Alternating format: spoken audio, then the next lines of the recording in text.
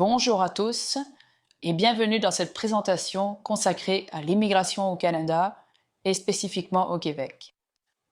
Aujourd'hui, nous allons explorer les données les plus récentes, analyser les enjeux démographiques et examiner 3 scénarios possibles pour l'avenir.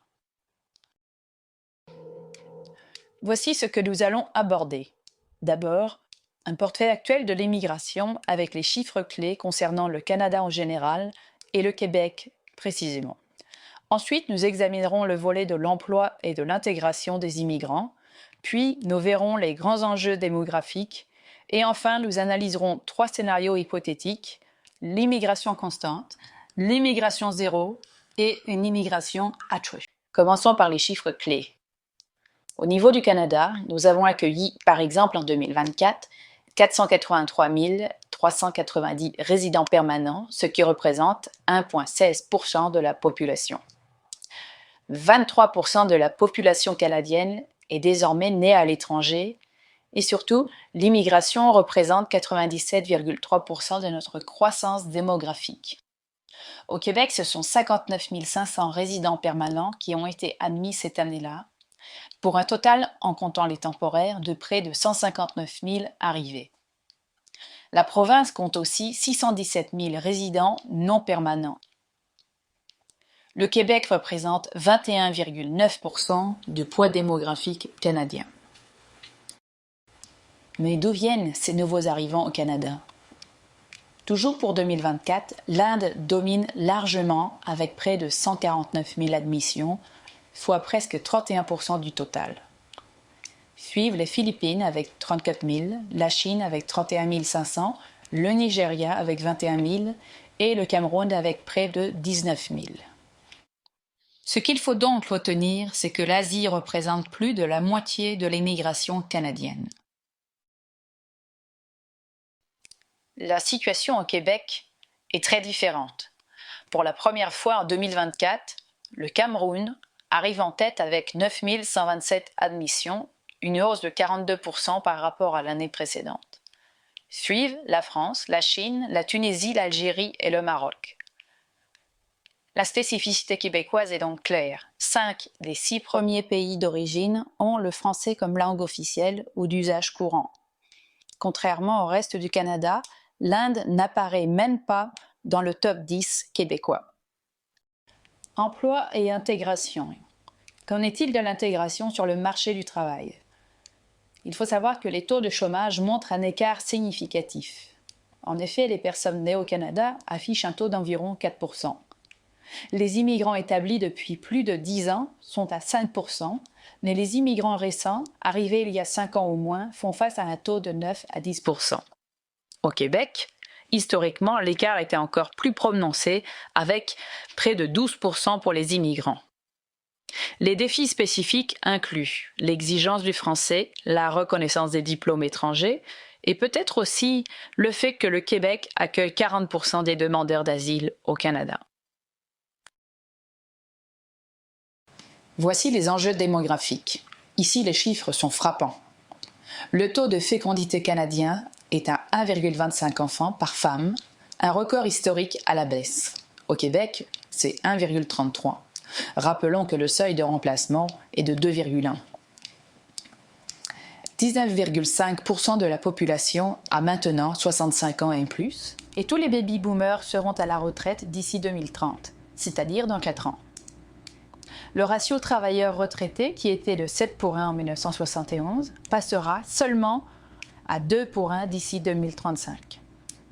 Le chiffre clé à retenir, 97,3% de notre croissance démographique provient de l'immigration.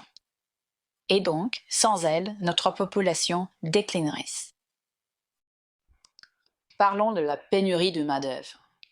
Ces réalités démographiques se traduisent par des pénuries de main-d'œuvre critiques dans plusieurs secteurs.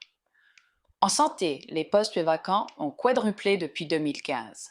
En agriculture, 28 000 postes sont non pourvus. Dans le transport, on projette une pénurie de 70 à 130 000 travailleurs d'ici 2035. Et en construction, à titre d'exemple, rien que dans le Canada atlantique, il manque 6 à 7 000 travailleurs. L'immigration représente près de 100% de la croissance de notre main-d'œuvre depuis une décennie. Sans elle, plusieurs secteurs seraient paralysés. Examinons maintenant 3 scénarios pour l'avenir. Premièrement, le scénario maintenant l'immigration au niveau actuel, 350 à 400 000 par an au Canada, dont 45 à 50 000 au Québec. Dans ce cas, la population canadienne atteindrait 48 à 52 millions en 2045 et le Québec environ 9,2 millions en 2051. Les pénuries de main-d'œuvre seraient atténuées, mais persisteraient dans certains secteurs. Les finances publiques resteraient sous pression. Le poids relatif du Québec au Canada continuerait son déclin. Verdict. C'est un équilibre fragile qui maintient la croissance sans résoudre les défis structurels. Voyons maintenant le scénario d'une immigration zéro ou quasi nulle. Cela aurait des conséquences dramatiques. Avec moins de 50 000 admissions par an au Canada, et donc moins de 10 000 au Québec, la population canadienne tomberait à 40-42 millions dès 2035. Le Québec passerait sous les 8,5 millions en 2045. Ce scénario entraînerait un déclin critique de la main-d'œuvre, une crise majeure des finances publiques et l'effondrement des services de santé et d'éducation en particulier. Certaines régions du Québec seraient spécialement touchées. La Côte-Nord perdrait 22% de sa population et la Gaspésie 14%. Verdict. C'est un scénario catastrophe menant à un déclin démographique et économique irréversible. Voici enfin le scénario imaginant une augmentation des seuils à 500 ou 600 000 par an au Canada et entre 70 et 80 000 au Québec. La population canadienne atteindrait 55 à 60 millions en 2045 et le Québec 9,5 à 10 millions. Les avantages. Les pénuries de main-d'œuvre seraient comblées, l'assiette fiscale élargie et les systèmes sociaux stabilisés. Mais des défis seraient importants. Une pression intense sur le logement nécessitant une construction massive et un investissement majeur requis en infrastructures et services. Verdict. Nous serions en face d'une croissance forte, mais exigeante, qui requiert une planification rigoureuse. Voici un tableau comparatif qui résume bien les 3 scénarios. On y voit clairement que le scénario 0 mènerait à un déclin sur tous les fronts, tandis que le scénario accru offre les meilleures perspectives économiques, certes, mais au prix de défis importants en matière de logement et d'infrastructures. La conclusion est sans équivoque.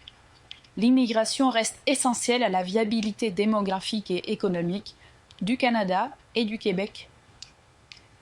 Le vrai défi n'est pas de savoir si nous avons besoin d'immigration, mais comment optimiser les niveaux et améliorer cette intégration.